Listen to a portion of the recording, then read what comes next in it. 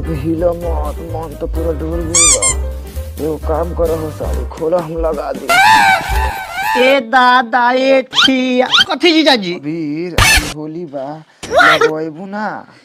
ए जीजाजी जल्दी लगाई ना तो दीदी आ जाई। भाई मीट बनाओ तो खस्सी के, अभी सीजे में देर लगी तले हमनी पसीजल जाओ। ए जीजाजी बड़ी छन आता। बर्दाश्त कर, मजा वाला चीज तनका करवा लागेला। ए जीजाजी अब रहे दी ना। ओए मत बोलो, रहे देला सहे दो। अरे साला ई क्या करता है? ई तो साला रोही से बिल्लू मौसी के दही मत होता। देख लेनी और पूरा गांव के कहम आ तोरा मेरे हरगो से कह के तोहर घार फरवाए। रे साला कथे देखले रे? सब देखनी हो। आ तू साले बिल्लू मौसी के जहां तहां हाथ लगावत रोलो हो। साले कौन से कहला तो मारत मारत मुआ दे हम। ना कहम, ओकरा बदले 200 रुपया रख ले हम। अरे साला कथी के बदले 200 रुपया रख ले रे?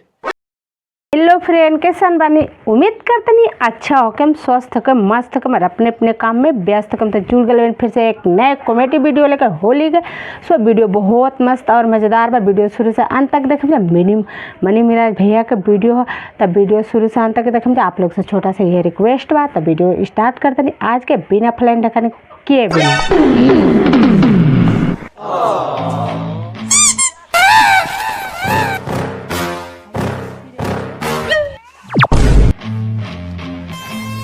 प्रणाम बिल्लू मौसी। खुश रह, मार छावरा के खा के लफुआ लेखन केस बढ़ेले है।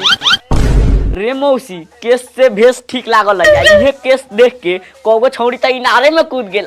अरे बाप रे बाप। रे ई सरवा का करत है?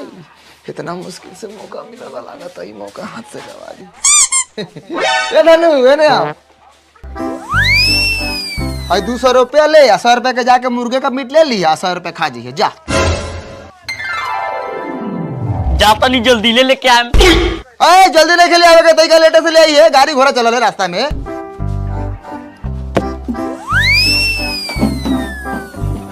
अरे बाप रे बाप, बड़ी पुलाय लागत है हो साली, आज छोरा खाली बस आज 100 रुपया मिलल बा। अंडा रोल खा के लाओ, अंडा गिरी करम। कहियो बार उखाड़ के ना देवत लख 1 रुपया आ 100 रुपया दे दिलक हो।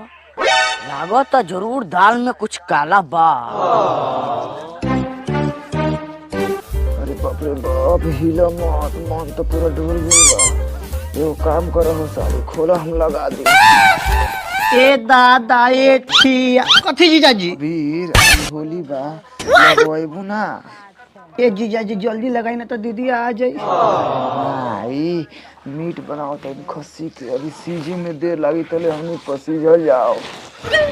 ए जीजाजी बड़ी छन आता। बर्दाश्त कर, मजा वाला चीज तनका करवा लागेला। ए जीजाजी अब रहे दी ना। ओए मत बोलो, रहे देला सहे दो। अरे साला ई क्या करता है? ई तो साला रोही से बिल्लू मौसी के दही मत होता। देख लेनी और पूरा गांव के कहम आ तोरा मेरे हरगो से कह के तोहर घार फरवाए। रे साला कथे देखले रे? सब देखनी हो। आ तू साले बिल्लू मौसी के जहां तहां हाथ लगावत रोलो हो। साले कौन से कहला तो मारत मारत मुआ दे हम। ना कहम, ओकरा बदले 200 रुपया रख ले हम। अरे साला कथी के बदले 200 रुपया रख ले रे? अरे वो दूसर बात है।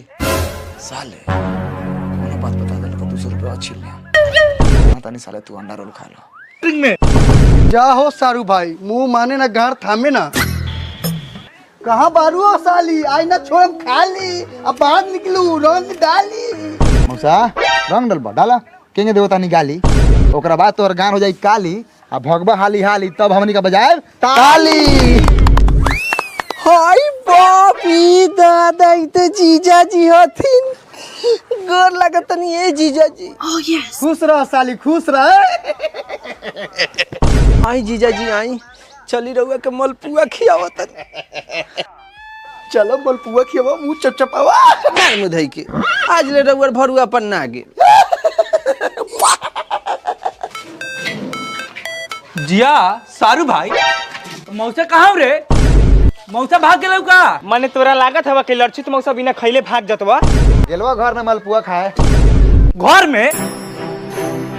रे साला दूरा पर काहे न बैठले? घर में काहे जाए देले? ए त कोनो डाकू हवा, मौसा हवा अंदर गेलवा खाए। साले तो नहीं जानत नहीं के ऊ कैसन टाइप के आदमी बा। हमनु साथे खैले पीले बानी।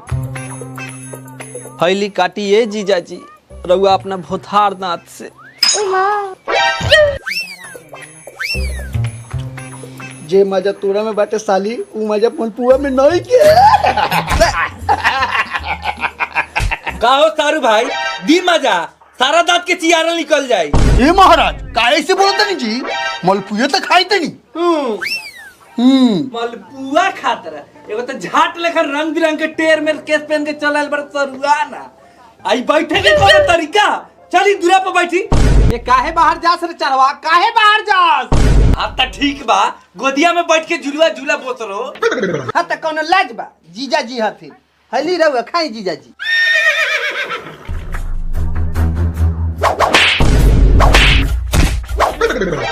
केस लगले बारू नकली अब बारू टकली बोतरो चलो।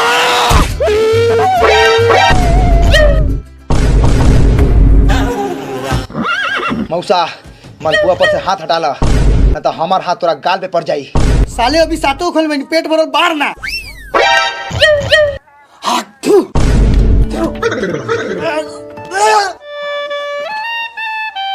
मजा आयल मौसा और खइब? ला बउआ दूगो पुआ खा के पानी पी।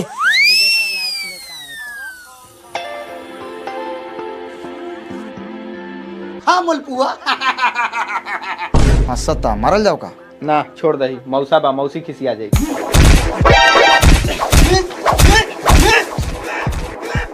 हे कहाँ रे? पिटाई दे। कितना जुल्म ढाता है हम लोगों पर।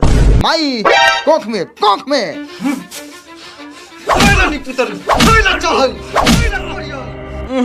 माई मजा नहीं खियावत, मार के फेफड़ा फाड़ दे। साला हथियार है। टकली निपुतरू चढ़ाऊ तोरे ला हम टकली भेराई आ टकली या नकली कहले बा। हाँ जीजाजी कहीं ए छोड़ू ओकरा के ढीर भर दे देले बानी। आय दादा पुआवा का भेल? का भेल? बचे वाला बा। घर में तो कुत्ता बिलाई चल मइले बा। आधा पादा दादा खाया। लूट के तले गेले वहां दादा, हमनी के मुंह में ठेकाऊ कहां देलवा? अरे एक लोटा पानी आवे आवे। मर ई बुढ़वा त खा के लाल रहल है। जीजाजी आज रहन कल होली खेल के जाए। ना ना आज ही जाए, नहीं तो होली में आप लोग परेशान करेंगे। ए तो होली ना खेलम जीजाजी। काहे ना खेलम? तो उनके जे खिलाओ के बा से आज ही खिलाओ। बउआ सा जो रंग अबीर लेके आओ आ मौसा के लगाओ ही। आज निकाल ला हम अबीर लेके आओ तनी। चल हां लगा से लगा। होली है मौसा होली है। होली है मौसा। भैया बड़ी मेहनत से घोड़े बनी। धर लगाओ लगाओ। अभी बउआ सा आरामे से मौसा मरन कोनो अनहोनी ना होखे। कुछ ना होई। अरे बाप रे बाप। अरे बाप रे बाप।